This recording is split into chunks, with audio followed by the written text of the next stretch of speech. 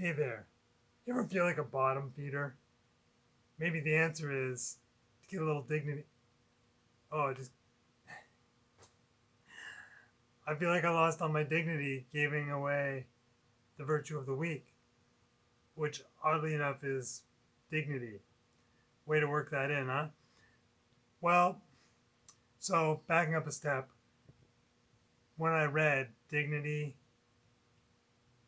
I got thinking about people getting old, respect, and this idea that you can lose dignity doing certain things, which I'd like to challenge that and talk about how we can build a feeling, a knowing what our dignity is all about.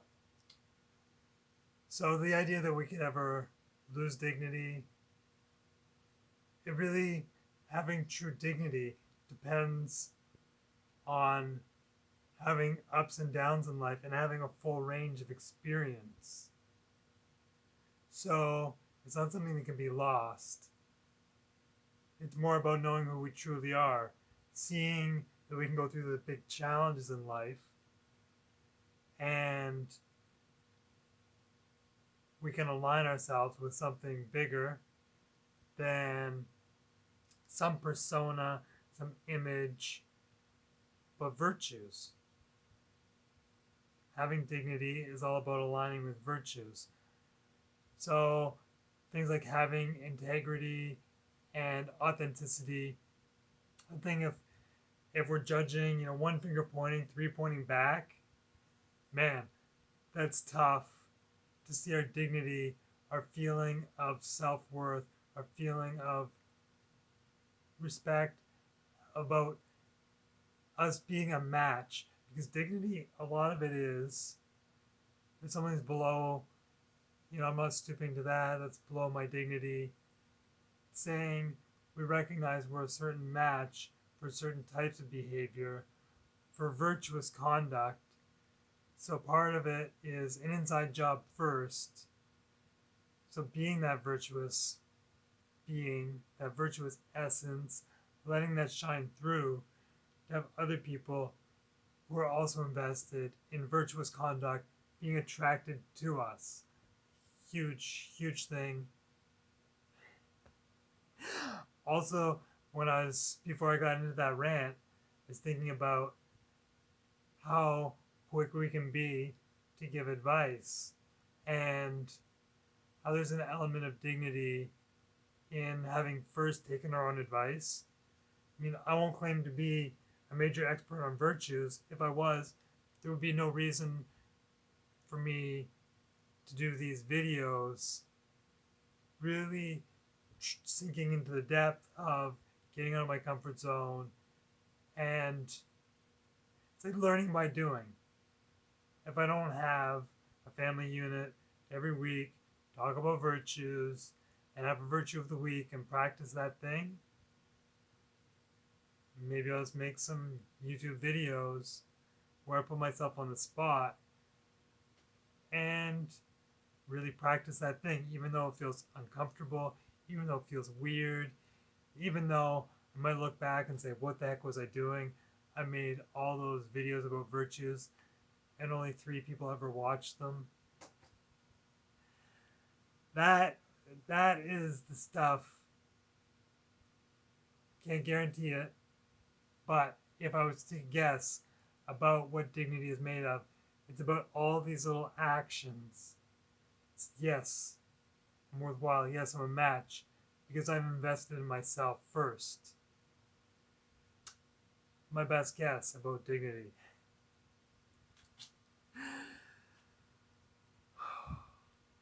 Being truly loving. That's if we feel wronged by someone, that instead of condemning that person, that we really make the effort to really imagine ourselves in their shoes and say, what would make me do something? When have I done something like that? And to recognize, yes, I have done things like that. Yes, I've gossiped. Yes, I've lied. Yes, I've stolen things. Yes, I've pretended to be people I'm not in different ways. Oh man. And not judging whether that's right or wrong. Knowing that stages in evolution and growth, and that just because I say, oh, I've done that stuff, doesn't mean it's going to be the last time. Might be more painful lessons yet. That's what dignity can really be about. Can really be about taking all these life experiences, distilling them down, and having this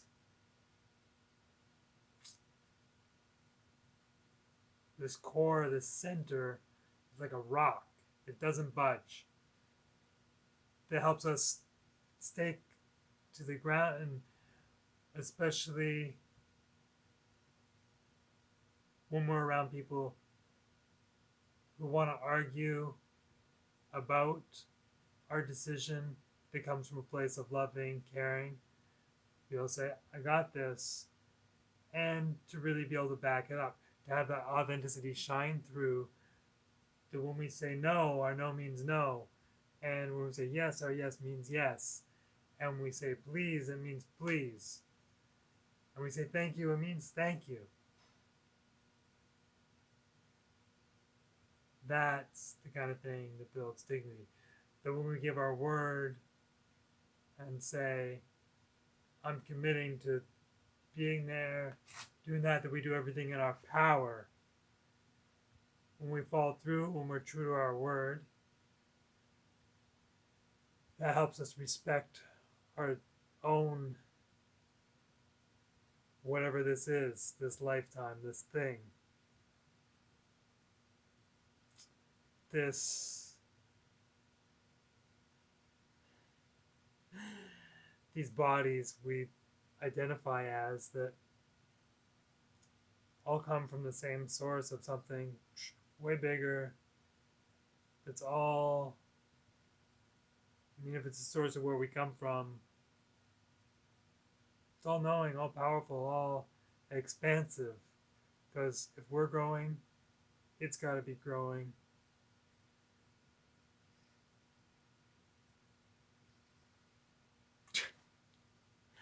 All right.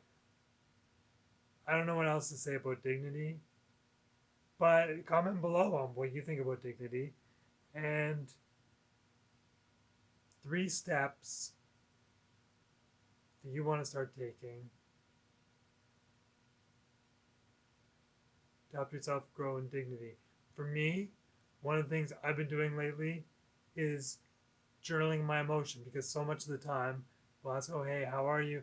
And we do that thing, we cross paths, and our how are you is more of a, hey, I noticed you're walking the other direction, I'm going this way. I just gotta say something and let words fly out of my mouth. Those are the words that are flying out of my mouth. See you later. And I recognize how much of the time I don't even really know how I'm feeling or where those emotions arise from. And if we're not watching that undisciplined part of ourselves that can be like a roller coaster ride, how are we really going to master our experience to really be there for others? So, boom. Number 1 thing I'm doing, journaling my emotion, be more aware, and picture, some people say, oh, I'm an auditory or more visual learner or whatever it is, whether you're into music or visual art or being more kinesthetic, using those tactile, whatever it is, senses that we feel drawn to. So for me, pictures are a big deal. When I see it all drawn out, oh wow, that's me. I felt that way. So I've been drawing either myself. Sometimes I'm hiding in a tree like I'm a kid, but I've got my machine shop up there, goofing off. So these really powerful images. Wow, I wish I could be hiding, but playing around with this stuff and not feeling guilty or whatever it is to become more disciplined. Other thing, being of greater service, contributing to the lives of others.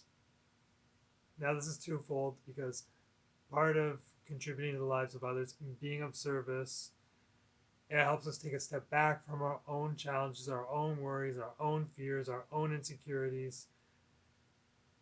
So while we're helping others, there's also a huge part in it for ourselves, which some people would say, oh, I want to do something that's selfless. Well, unless there's something in it for us and we really acknowledge that part, how can we really be there for others and say, hey, this thing's really going to serve you? You can really feel good by helping others, and it's going to make you feel so much better about yourself and align you with who you really truly are. Bam. So, picture journaling, being of greater service, contributing to the lives of others. We've got a plan on that one. Third thing,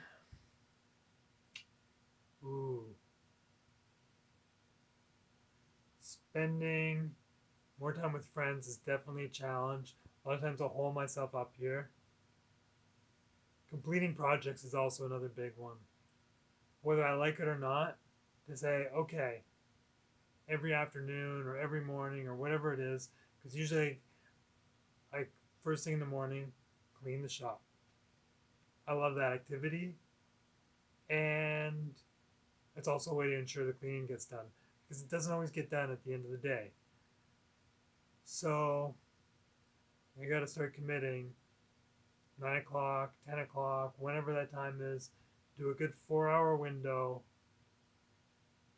of a project that I don't necessarily feel like doing, but just starting. Even if I just drag my feet to trust that I can fake it till I make it. So there you go. There's my 3. Hanging out with friends is also going to be a focus. Getting away from the shop. Even if I said, 7 o'clock, I just got to chuck it. I got to get out. And it'd be great to find, especially now the pandemic thing is starting to wind down. If you're watching this and it's not the pandemic, it's a pandemic while I'm making this. So finding other people who are going to want to work here in the shop together, bigger things. So that's more like a list of 5, or maybe 6. Anyhow, so if you have 3 things, and whether you post them below, you're honest with yourself in your own mind, you write them down on a slip of paper and you forget about it in a drawer for 15 years, doesn't matter. Just one step. Try doing something different. No shame, no worries, no blame. Anyhow, I ramble on enough. Please like, please subscribe, please comment below, hit the bell button for notifications for new videos. Oh man, I don't know. If you're watching this, congratulations. Because seeing me doing this, you give yourself permission to do all kinds of awkward, crazy, outrageous things you didn't know you dreamt you could do. And that's worth celebrating right there.